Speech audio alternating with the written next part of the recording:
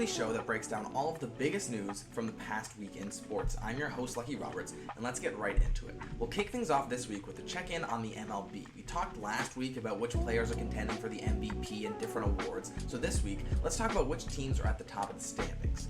And in a shocking turn of events, it's the Toronto Blue Jays who have skyrocketed up the standings, and we've covered them a lot in the past couple weeks, but they just continue to impress. In the last few weeks, they are the best team in the MLB, which is something they haven't done in over 30 years, with a crazy record of 22-8 in their last month of games. They sit at 63-43 so far on the season.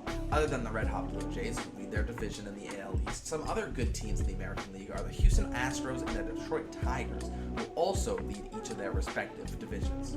In the National League, the best teams are the New York Mets, Chicago Cubs, and the LA Dodgers. All those teams also have 60-plus wins as well, but are just behind the Blue Jays in the standings. And in case anybody was wondering, the horrible Colorado Rockies are still just that, horrible. They're last place in the MLB with a win percentage of just 25.7, which would make them tied for 6th worst in the MLB's modern era. They still have over 50 games to go in the season, however, so the standings have lots of times to even out before playoff time.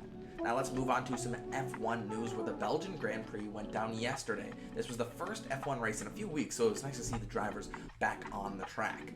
The winner of this one was McLaren's Oscar Piastri, who now has won a league-high 6 races this season. In second place was fellow McLaren driver Lando Norris, and in third was Ferrari's Charles Leclerc. At the driver standings, Piastri is still in the lead now with a 16-point lead over his teammate Norris, who's in second.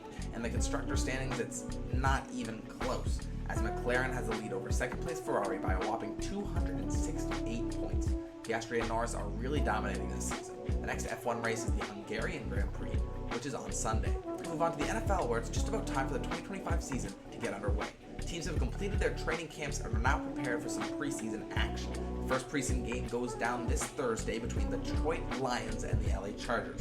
Each team has 3 preseason games, and then the regular season starts on September 4th. It's coming back quick, so get ready for some football action.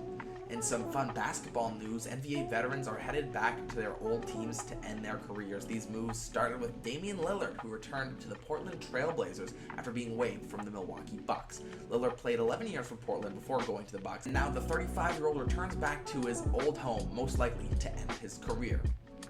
He'll be out for the entirety of next season, though, with a torn Achilles, but in the 2026-2027 season, it will be amazing to see him playing back home.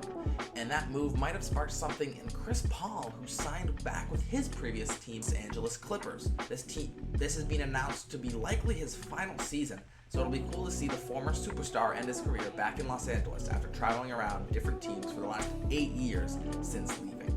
And for our last piece of news, the Women's European Championship just finished up in soccer. The tournament essentially crowns the best team in Europe. So far, the finals of this tournament has been between England and Spain. Spain came out to an early lead in this one, scoring in the first third of the game. Just before the 60-minute mark, though, England tied it right back up. Neither team would be able to give up a goal for the rest of the playing time, though, meaning the championship would have to go to a penalty kickoff.